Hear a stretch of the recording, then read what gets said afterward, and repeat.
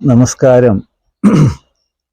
ഇന്ന് ഞാൻ നിങ്ങളുമായി സംസാരിക്കാൻ ഉദ്ദേശിക്കുന്നത് കന്നി രാശിയെക്കുറിച്ചാണ്. ഇതിൻ്റെ ഇക്വലന്റ് രാശി വെസ്റ്റേൺ സിസ്റ്റം പ്രകാരം അത് വിർഗോ രാശിയാണ്.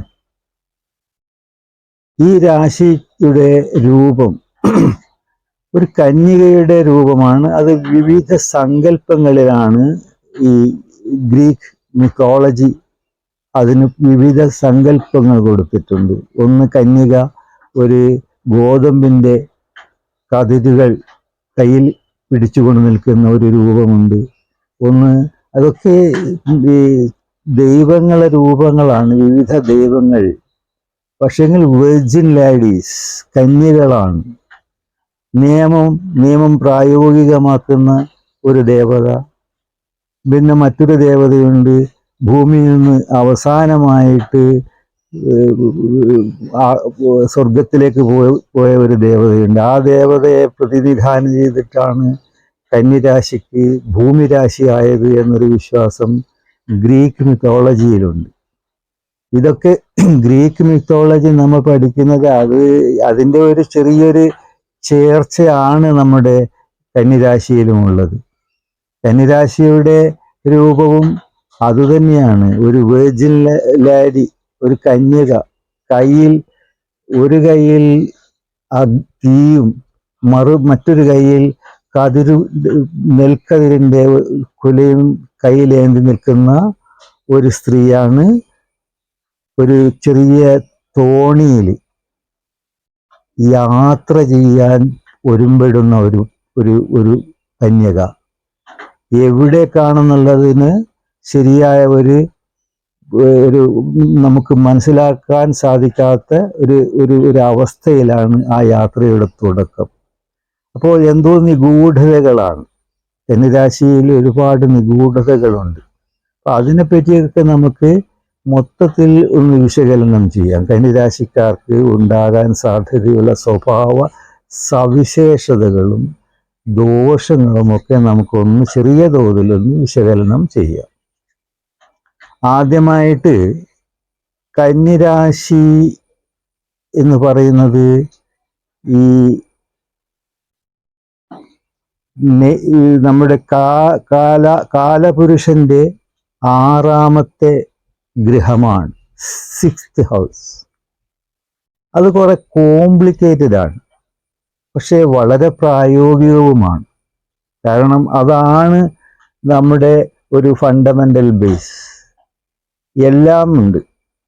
നമുക്ക് വിരോധികളുണ്ട്, ശത്രുക്കൾ ഉണ്ടാകുമ്പോൾ അതിനെ അതിജീവിക്കാനുള്ള ഒരു ശ്രമം നമ്മിലുണ്ടാവും. അപ്പോൾ അവിടെ നമുക്ക് മിത്രങ്ങളും ഉണ്ടാകും.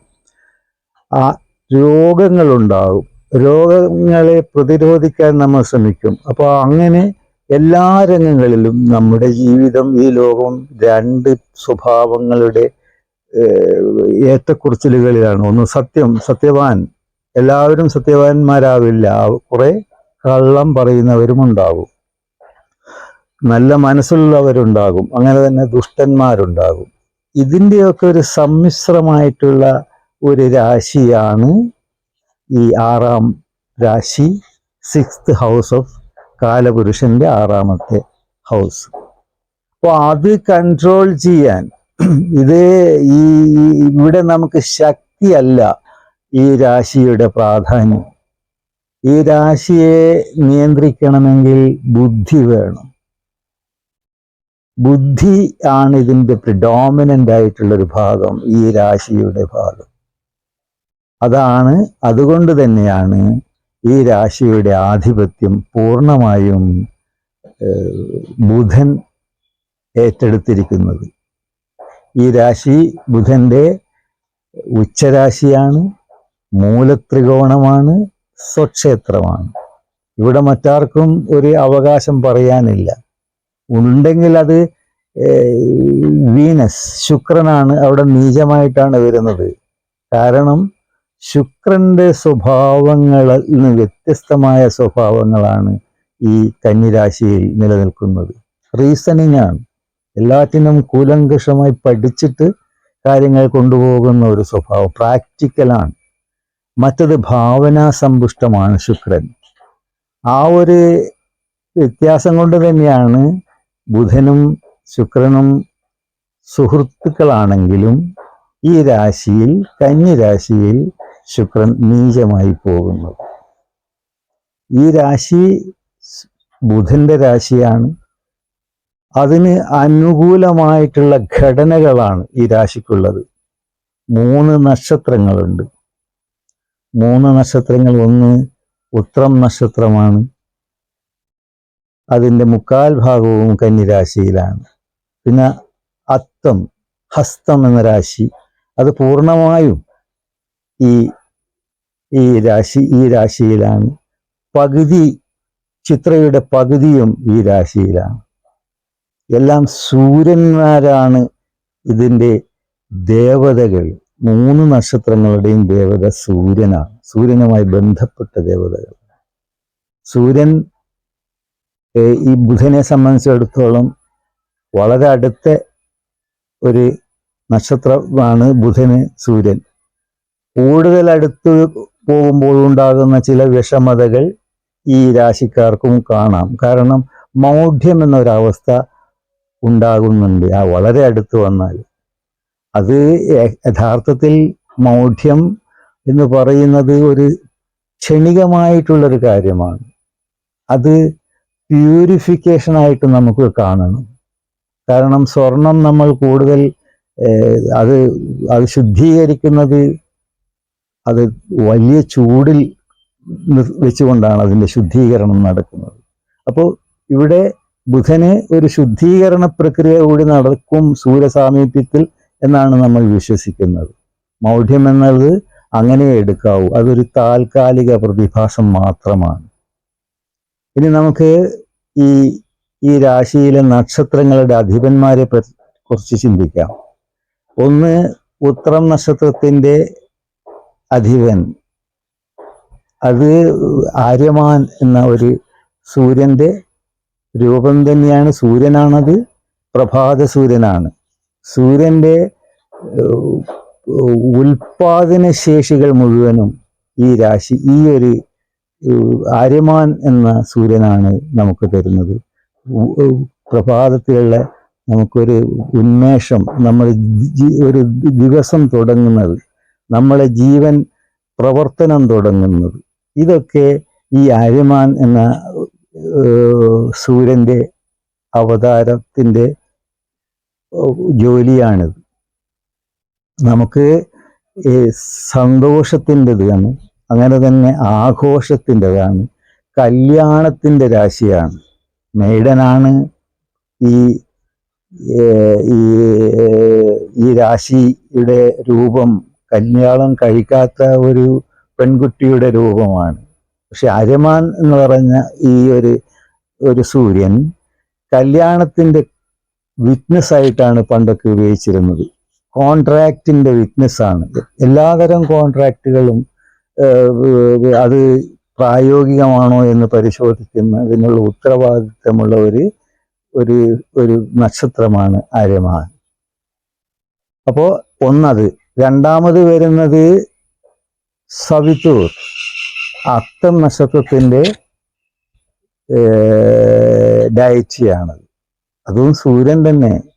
അവിടെ സവിതുറിനെയാണ് നമ്മൾ ഗായത്രി മന്ത്രത്തിലൊക്കെ ചൊല്ലുന്നത്. സവിതുർ എന്ന സൂര്യനെ തൃപ്തിപ്പെടുത്തലാണ്. അത് മഞ്ഞ സ്വർണമാണ്, സ്വർണ്ണ കൈകളോടുകൂടിയ സ്വർണ്ണ രൂപമാണത്. അഭിവൃദ്ധിയുടെ സങ്കല്പമാണ്. നമുക്ക് എല്ലാതരം അഭിവൃദ്ധികളും ചലനങ്ങളും ഭൂമിയെ സമ്പുഷ്ടമാക്കുന്നതുമെല്ലാം ഈ സവിതുർ എന്ന സൂര്യൻ്റെ പ്രക്രിയയാണ്.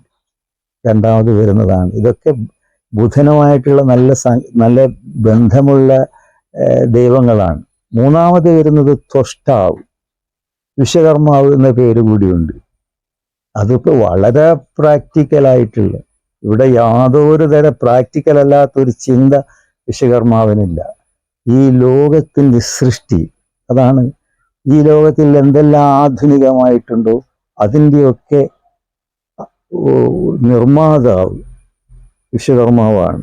ഏറ്റവും വലിയ ടെക്നോളജിയുടെ ഉടമയാണ്. അങ്ങനെ ഈ ബുദ്ധിപരമായ കാര്യങ്ങളിൽ നിറഞ്ഞു നിൽക്കുന്ന ഈ രാശി, അതുകൊണ്ട് തന്നെയാണ് രാശിയിൽ ബുധൻ ഉച്ചത്തിലും മൂലത്രികോണത്തിലും സ്വക്ഷേത്രത്തിലുമായി നിൽക്കുന്നത്. വളരെ പ്രാധാന്യമുണ്ട്. കാരണം എന്തുകൊണ്ട് ഈ പെട്ടെന്ന് തന്നെ ഒരു കന്യകയിലേക്ക് നമ്മുടെ രാശിയെ കൊണ്ടുവന്നു? രാശി സിസ്റ്റംസ് 12 പെട്ടെന്നാണല്ലോ ഈ കന്യക വരുന്നത്. അതിനു മുമ്പ് വന്നത് രാജകീയ ചിഹ്നമായിരുന്നു, സൂര്യനും പരിവാരങ്ങളുമായിരുന്നു, അവിടെ ആജ്ഞകളായിരുന്നു, അവിടെ സ്വഭാവത്തിന് ഒരുപാട് നിബന്ധനകൾ ഉണ്ടായിരുന്നു. ഇവിടെ റിലാക്സിങ് ആണ്. സൂര്യനിൽ നിന്ന് റിലാക്സ് ചെയ്തിട്ട് ബുധൻ അത് ഏറ്റെടുക്കുകയാണ്. നമുക്ക് ഒരു പുതിയ ഉന്മേഷം. കാരണം ഈ കന്യക കയ്യിൽ ഏന്തി ഇരിക്കുന്നത് നെൽക്കതിരുകളുടെ ഒരു കെട്ടാണ്. അപ്പോൾ കാർഷികമായിട്ട് ഭൂമി, ഇവിടെ ഇതൊരു ഭൂമിരാശിയാണ്. അപ്പോൾ കാർഷികമായിട്ടുള്ള കാര്യങ്ങളും അതിൻ്റെ വിളവെടുപ്പും അതിൻ്റെ സന്തോഷങ്ങളും അതിൻ്റെ ആഘോഷങ്ങളും ഒക്കെയാണ് ഈ കന്നിരാശിയിൽ നമ്മൾ കാണേണ്ടത്. ഏറ്റവും പ്രധാനമായി ഇവിടെ ആരാണ് പ്രവർത്തിക്കുന്നത് എന്ന് ചോദിച്ചാൽ അത് ബുധൻ തന്നെയാണ്. ഇപ്പറഞ്ഞ നക്ഷത്രങ്ങളുടെയൊക്കെ യോഗ്യതകൾ, സ്വഭാവ ഗുണങ്ങളൊക്കെ ചേർത്തുകൊണ്ട് ബുധൻ ഈ രാശിയെ ഭരിക്കുന്നു. ഈ രാശിക്കാർ അതിബുദ്ധിമാന്മാരായിരിക്കും. കൂടുതൽ ബുദ്ധി കാണിക്കുന്ന ഒരു രാശി സ്വഭാവക്കാരാണ്. പക്ഷെ അതിൽ അനലൈസ് ചെയ്യും, എല്ലാം നന്നായിട്ട് അനലൈസ് ചെയ്യും. ഉയർന്ന ബുദ്ധി ഉണ്ടെങ്കിലും അതിൻ്റെ പ്രാക്ടിക്കൽ വശങ്ങളിലേക്കുള്ള ചിന്ത കൊണ്ടുപോകും. മെറ്റിക്കുലസ് ആയിരിക്കും, എന്ത് കാര്യങ്ങളും വളരെ ശക്തമായിട്ട് പഠിക്കും, എന്നിട്ടേ തീരുമാനത്തിലേക്ക് പോവുകയുള്ളൂ.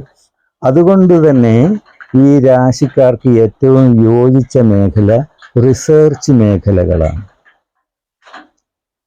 ഏത് കാര്യവും അതിൻ്റെ നിഗൂഢതകൾ മനസ്സിലാക്കി മാത്രമേ നമുക്കത് പ്രായോഗികമാക്കാൻ പറ്റുമോ ഇല്ലയോ എന്ന് ചിന്തിക്കുകയുള്ളൂ. അതാണ് ഈ രാശിക്കാരുടെ ഒരു സ്വഭാവം. മറ്റൊന്ന്, ഈ രാശി ഒരു അസുഖങ്ങളുടെ രാശിയാണെന്ന് പറയുന്നുണ്ട്. അതുപോലെ തന്നെ ശത്രുക്കളുടെ രാശിയാണെന്ന് പറയുന്നുണ്ട്. അതിനൊക്കെ പ്രതിരോധിക്കാൻ ബുധന് സാധിക്കും. ബുധൻ അതിനുള്ള ബുദ്ധി ഉപയോഗിക്കും. അങ്ങനെ ബുദ്ധി ഉപയോഗിച്ച് ബുദ്ധി കൊണ്ട് ഈ ശത്രുക്കളെ അകറ്റും, മിത്രങ്ങളാക്കും. അതുപോലെ തന്നെ അസുഖങ്ങളില്ലാതെ ആരോഗ്യസ്ഥിതി ഉണ്ടാക്കുവാനും കഴിയുന്ന ഒരു രാശിയാണിത്. അതാണ് ഈ സർവീസ് മേഖല, മെഡിക്കൽ മേഖല, ഡോക്ടേഴ്സ്, നേഴ്സസ്, അതുപോലെയുള്ള പ്രൊഫഷൻസ്. പിന്നെ ലോ ആൻഡ് ഓർഡർ. കാരണം എന്തും അതിൻ്റെ ശരിയും തെറ്റും കണ്ടെത്താൻ ബുധന് വലിയ താല്പര്യമുള്ള ഒരു പ്ലാനറ്റാണത്. അപ്പോൾ എന്തിൻ്റെയും ശരിയും തെറ്റും മനസ്സിലാക്കുന്ന ഒരാൾക്ക് അതിന് യോജിച്ച ഫീൽഡ്, അതായത് ജുഡീഷ്യറി, അല്ലെങ്കിൽ അഡ്വക്കേറ്റ്സ്, അല്ലെങ്കിൽ ലോ ആൻഡ് ഓർഡർ എസ്റ്റാബ്ലിഷ് ചെയ്യുന്ന ചില പട്ടാളം, പോലീസ്, ഇതൊക്കെ സൂട്ടബിളാണ് ഈ രാശിക്കാർ. പിന്നെ എന്തിനേയും അപഗ്രഥിക്കും, വളരെ സൂക്ഷ്മമായിട്ടുള്ള അപഗ്രഥനം. ഒരു കല്യാണ വിഷയമാണെങ്കിൽ അവർ എടുത്തു ചാടി കല്യാണത്തിലേക്ക് പോവില്ല. ആ വധുവോ വരനോ ആരാണെങ്കിലും അവരുടെ സ്വഭാവങ്ങളെ കംപ്ലീറ്റ് വിശകലനം ചെയ്യും. അതുകൊണ്ട് ചിലപ്പോൾ ഇവരെ കല്യാണം തന്നെ മുടങ്ങിപ്പോകുന്ന ഒരു അനുഭവമുണ്ട്. കാരണം കൂടുതലായിട്ട് നമുക്ക് ഒന്നും പൂർണ്ണതയിലേക്ക് കൊണ്ടുപോകാനാവില്ല. കന്നിരാശിക്കാർ ശ്രദ്ധിക്കേണ്ട ഒരു കാര്യം അതാണ്. പൂർണ്ണത ഒരിക്കലും നമ്മൾ ആഗ്രഹിക്കരുത്. അങ്ങനെ ആഗ്രഹിച്ച് പെരുമാറുന്ന കന്നിരാശിക്കാർക്ക് അതിൻ്റെതായ ചില വൈഷമ്യങ്ങളും നേരിടാൻ സാധ്യതയുണ്ട്. എങ്ങനെയായാലും പക്ഷേ ഈ രാശിക്കാരുടെ ബുദ്ധിയുടെ ശക്തി, അതുകൊണ്ട് അവർ പൂർണ്ണമായും പരാജയപ്പെടില്ല. അവർ അങ്ങനെയുള്ളൊരു ഇതിൽ അതിൻ്റെതായ ഒരു റീസൺ കണ്ടെത്തി അവരതിൽ നിന്ന് രക്ഷപ്പെടും. ഏത് പഠനത്തിനും അതിനൊരു തീരുമാനത്തിലെത്താനും അവരുടെ ബുദ്ധി അവർക്ക് ഗുണകരമായിട്ട് വരും. അതുകൊണ്ട് ഈ രാശിക്കാർക്ക് കച്ചവടം, ബിസിനസ് സൂട്ടബിൾ ആണ്. കാരണം അവർക്ക് എല്ലാ കാര്യങ്ങളും മനസ്സിലാക്കാനുള്ള കഴിവുള്ളത് കൊണ്ട്. അതുപോലെ തന്നെ ഈ ഇൻഡസ്ട്രിയൽ ഡിപ്പാർട്ട്മെന്റുകൾ, കണ്ടുപിടുത്തങ്ങളും അല്ലെങ്കിൽ പുതിയ പുതിയ ഉപകരണങ്ങൾ കൊണ്ടുവരൽ, ഇതൊക്കെ ഈ രാശിക്കാർക്ക് കഴിയും. അവിടെ നമുക്ക് വിശ്വകർമാവിൻ്റെ ഒരു സാന്നിധ്യമുണ്ട്. എല്ലാ കാര്യങ്ങളും എഞ്ചിനീയറിംഗ് ഫീൽഡിലും ഈ രാശിക്കാർക്ക് വളരെയധികം വളരാൻ സാധ്യതയുണ്ട്. അതുപോലെ തന്നെ ഈ സ്പോർട്സ് രംഗങ്ങളിലും ഇവർ ശക്തന്മാരായിരിക്കും. കാർഷിക രംഗങ്ങളിൽ ഇവർ വളരെ സന്തോഷത്തോടുകൂടി സജീവമായി വിജയിപ്പിക്കാൻ കഴിയുന്ന ആൾക്കാരായിരിക്കും.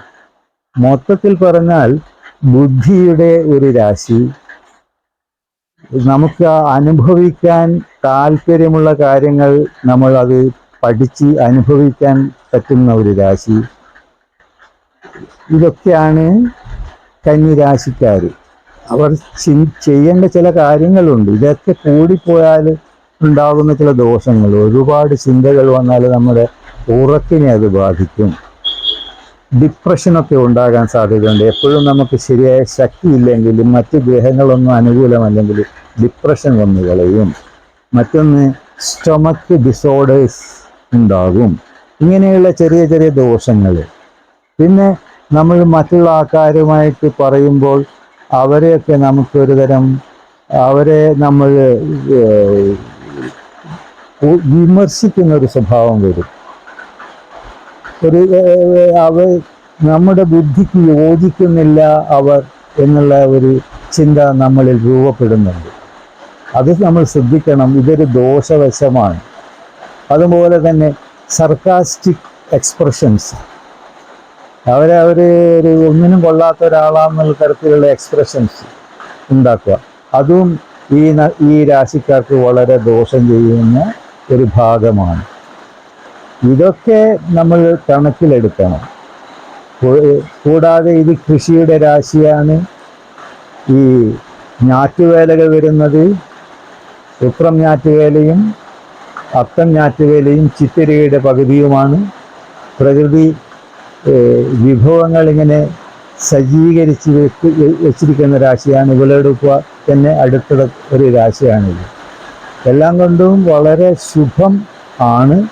പക്ഷേ ഈ കന്യക എന്നും ഒരു പ്രശ്നത്തിലാണ്. ഈ കന്യകയുടെ മനോഭാവം വ്യക്തമല്ല. എങ്ങനെയാണ് ഈ കന്യക പെരുമാറുക? കാരണം സൈലൻ്റായി നിൽക്കുന്ന കന്യകമാർ അവരൊരു അഗ്നിപർവ്വതമാണ്. അത് എങ്ങനെയാണത് പെരുമാറുക, അതെങ്ങനെ നമുക്ക് ബാധിക്കുന്നതെന്ന് നമുക്കറിയില്ല. ഒരിക്കലും കന്നി രാശിയിലെ പെൺകുട്ടികളെ ആരും തന്നെ കൂടുതൽ ഏകാന്തതയിലേക്ക് പോകരുത്. അതുപോലെ തന്നെ ഇവർക്ക് വിദേശ യാത്രകൾ, കാരണം ഈ തോണി എങ്ങോട്ടോ തുഴഞ്ഞു പോകാൻ നോക്കുകയാണ്. ഒരു വിദേശ യാത്രക്കും വിദേശത്തിൽ ജീവിക്കാനുമുള്ളൊരു യോഗവും ഈ രാശിക്കാർക്ക് നമുക്ക് കാണാം. മറ്റ് കാര്യങ്ങളിലെല്ലാം ഒരു സക്സസ്ഫുള്ളായി വരുന്ന രാശിയാണ്, ബുദ്ധിയുടെ രാശിയാണ്, പ്രാക്ടിക്കൽ ചിന്തകളുടെ രാശിയാണ്. പിന്നെ അവിടെ ഒരു പരാജയം ഉണ്ടാവുകയില്ല. എല്ലാ തുറകളിലും വളരെ വിജയികളായി കാണുന്ന ഒരുപാട് വ്യക്തികൾ ഈ രാശിയിലുണ്ട്. ഈ രാശിയിൽ ജനിക്കുന്ന ആൾക്കാർ എല്ലാം ഒരു നല്ല നിലവാരത്തിൽ ജീവിക്കാൻ കഴിയുന്നവരാണ്. ഈ രാശിക്കാർക്ക് എല്ലാ സൗഭാഗ്യങ്ങളും നേർന്നുകൊണ്ട് ഞാൻ ഇന്നത്തെ വീഡിയോ അവസാനിപ്പിക്കുന്നു. ബൈ.